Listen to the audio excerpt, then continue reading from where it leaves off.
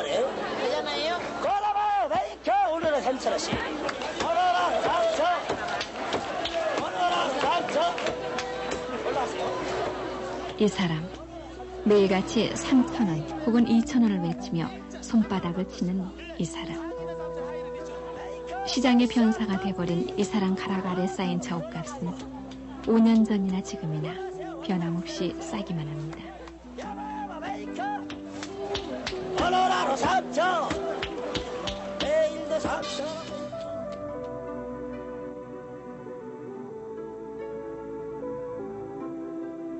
이 옷들, 가죽이나 헝겊을 덧대 맵시를 낸 이 옷들, 삐져나온 팔꿈치를 가리려고 천조각을 이리저리 꿰매던 그때 그 사연을 아는지, 그저 맵시 더하자며 천조각이 덧댄 채 걸려있는 이 옷들.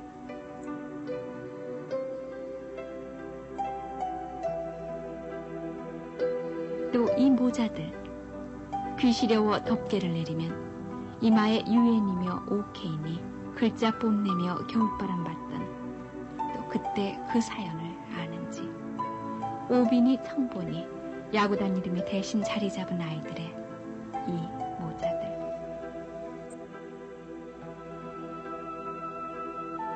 이른바 구제품 옷에 몸을 맞춰야만 했던 옛날, 그 서름을 떨치고 저처럼 남의 나라 사람 몸에 옷을 수없이 맞춰대는 지금, 세계 어느 나라 백화점을 가도 메이드 인 코리아의 옷가지들이 지천으로 널려있는 오늘.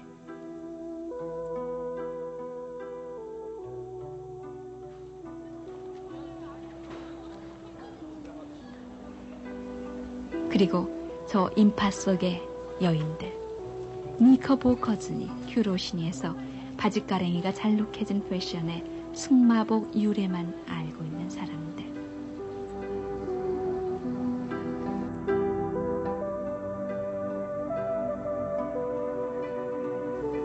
몸빼. 30여 년 전 주위에 떨며 우리 어머니들이 누더기로 기워 입던 몸빼의 그 사연을 알고 있을까? 그때를 아십니까?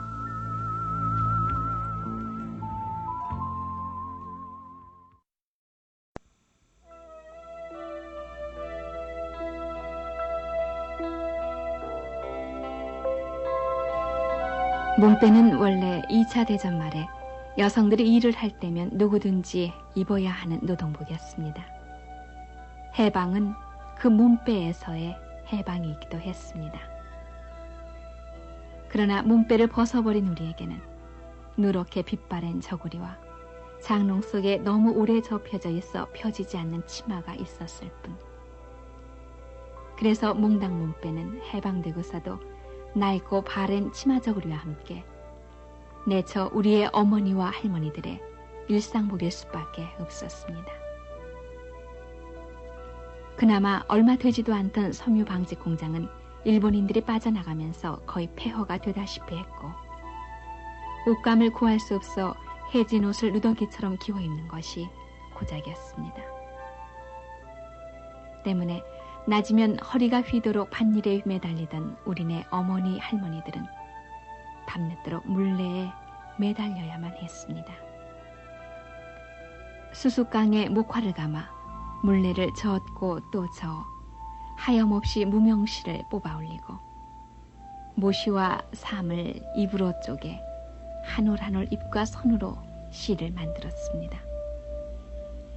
어쩌다 지금도 할머니들의 주름진 손을 보면 벤 듯 댄 듯 찬 상체기가 남아있는 것은 그때 그 배틀 앞에서 입으로 쪼갠 모시올 하나하나를 다시 침으로 발라 손으로 풀을 매겨 불에 말리다 낸 인고의 상처입니다. 그렇게 만들어진 실은 뒤틀리지 않게 눅눅한 골방으로 옮겨져 배틀로 천을 짜 내려갔습니다. 지금 사람들이라면 배틀에 몸을 메고 한 손으로 북을 치며 또 한 손으로는 바디를 치며 한 오락이 한 올의 배를 짜라면 답답해서 엄두도 못 낼 일이지만, 비록 당신의 몸빼는 해지고 터졌어도 식구들을 위해 배짜는 할머니 어머니들의 노랫소리는 한의 소리만은 아니었습니다.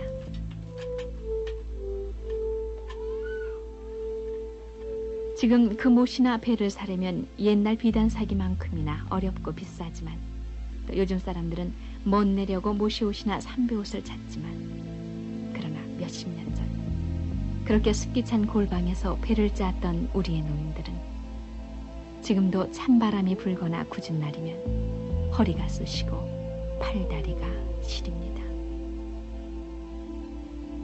참 허리가 아프나 팔이 아프나 죽고 나서 하나 해놓은 건 줄 알고 그래 짰지요 뭐. 그래서 참 배 한 필이면 잘 짜면 그저 좀 더 흥둥흥둥 좀 한 나달 되고 그래야지 한 사흘이면 이렇게 한 피씩 짜내면 시어머님이 참 재보시면 많이 짰다고 배빠도 잘했다고 이랬지만 그거 좋아서 그걸 모르고 살았는데 시방은 이제 늙으니까 그거 참 병은 빙이요. 팔도 아프고 다리도 아프고 부태 닿던 날에 허리도 아프고 그렇지만 시방 시녀상들은 아주 편해도 더 죽는다고 야단들 해지 그런 걸 해요.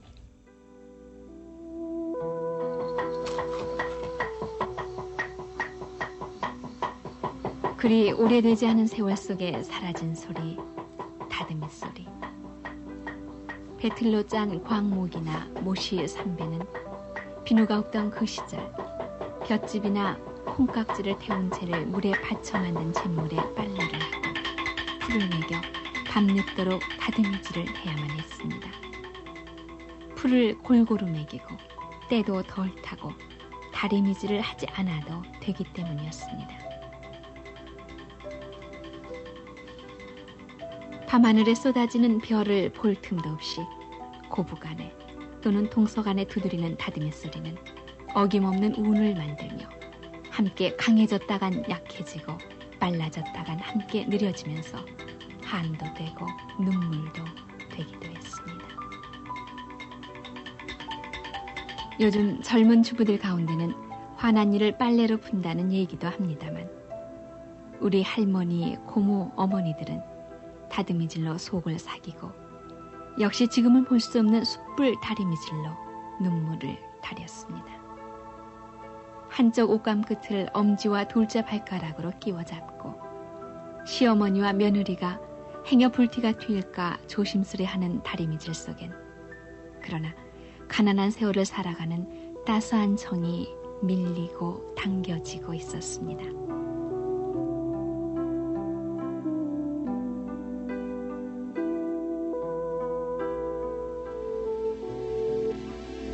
그러나 전쟁이 밀어내린 피난 행렬의 끝 부산. 지고 이고 끄는 피난 보따리는 곧 전쟁이 끝나면 다시 돌아갈 것 같은 생각에서 그나마 옷 몇 가지밖에 챙겨 넣지도 못했습니다. 피난 보따리를 끄는 어머니들의 차림은 어김없이 문배였습니다. 일제시대 때 쌀 공출해서 쌀 몇 줌씩 몰래 집어넣는 이른바 얌생이가 숨어있던 어머니들 몸빼자락에는 눈물이 고이기 시작했습니다. 그리곤 국제시장이다, 자갈치 시장이다, 하야리야 부대 곁이다.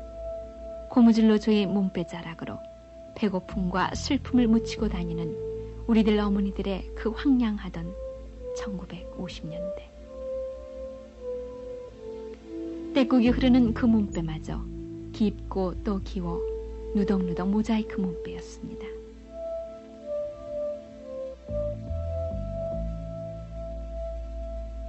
전쟁은 끝났지만 고향으로는 쉽게 돌아갈 수가 없었습니다.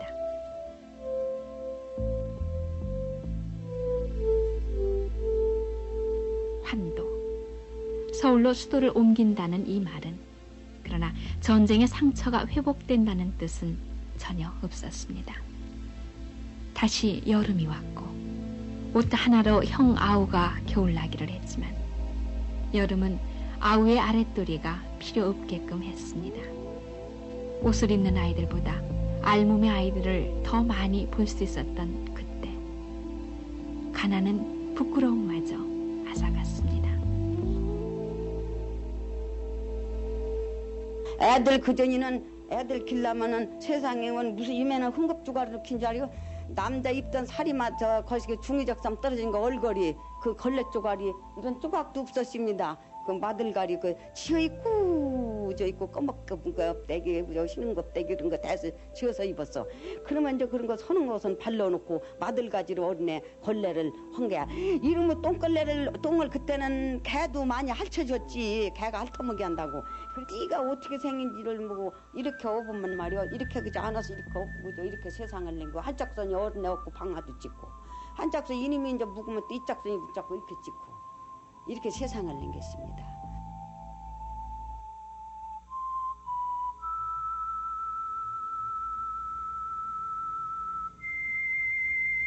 그리고 또 겨울이 왔고 헐벗은 우리의 추위를 구제해 준 것이 이른바 구제품이었습니다. 요즘 같으면 구호품이라고 말했겠지만 우리들 입에서 구제품이라는 말이 서슴없이 나올 정도로 그때는 삭막하고 허허로웠습니다. 서양 사람들이 입던 큰 옷으로 우리의 몸을 감싸고 미군 담요를 재단해 오버코트도 만들어 입었고 논밭으로 떨어진 낙하산을 주워 속고신이 블라우스를 만들어 입었던 사람들은 그래도 그나마 멋쟁이 소리를 들었습니다. 많은 남자들은 그들이 군대에서 입었었거나 어렵사리 구한 군복을 까맣게 물들여 일상복으로 입고 다녔습니다. 큰 드럼통에 검정 물감을 넣어 끓이면서 군복을 넣어 막대기로 저었던 그때. 그러나 연명에만 급급했던 그 당시 충청남도 공주군의 후미진 한 마을에서 직조 산업이 싹을 트기 시작합니다. 전쟁 물자나 구제품이 우리들의 의생활에 어느 정도 가림을 해주면서 이름난 섬유도시인 대구가 아닌 공주군의 유구면에서 시작된 섬유공업은 수동식에서 점차 반자동기계로 대치되면서 잿더미가 된 직조산업의 회생에 불을 당겼습니다. 지금도 유구천 하면 많은 사람들이 기억을 하는 유구면의 피난민 공장은 이북에서 피난온 직조기술자들이 몰려들어 공단이나 양단을 만들면서 번창하기 시작합니다.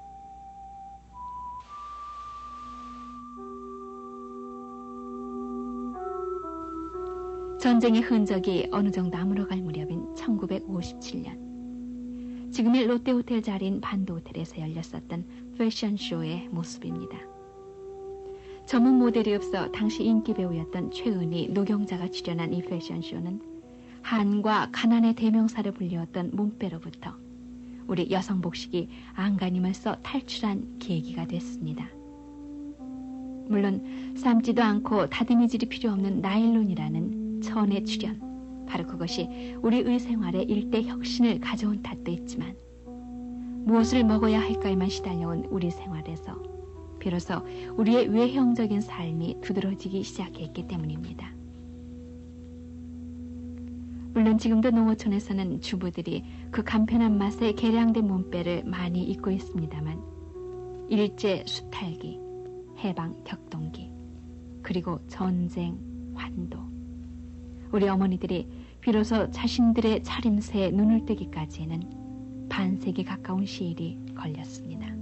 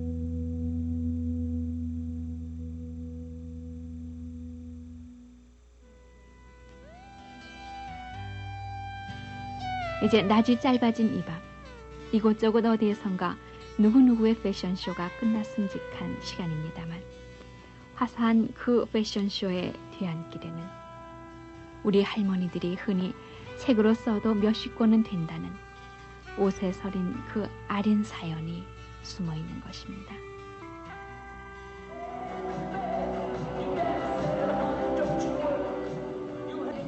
이제 패션이란 말은 우리 생활에서 큰 비중을 지니고 있습니다.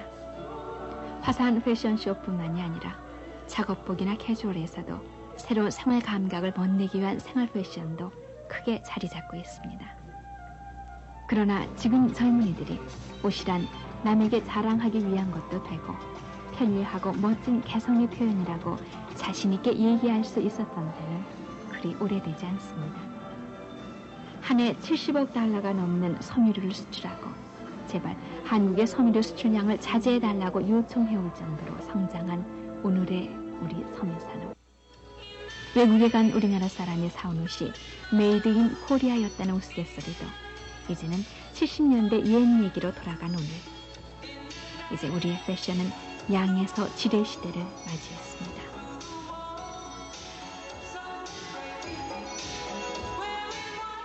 사회 문화와 경제가 발전함에 따라 패션 문화도 동시에 발전되었다고 우리는 볼 수 있겠습니다.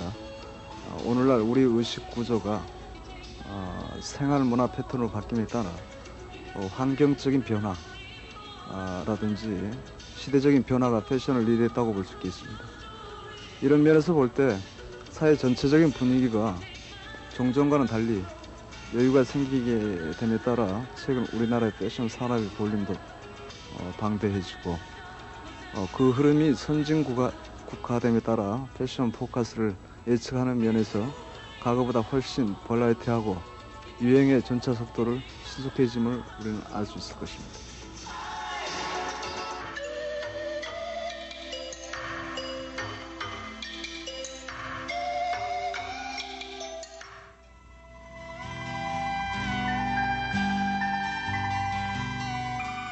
그리고 늘어나는 팔 길이에 따라 해마다 검은 교복의 끝단을 뜯어내 늘려입고 했던 오늘의 중년과 노년들은 교복을 벗어버린 밝고 티 없는 아이들의 옷차림에서 지나간 세월을 잃습니다.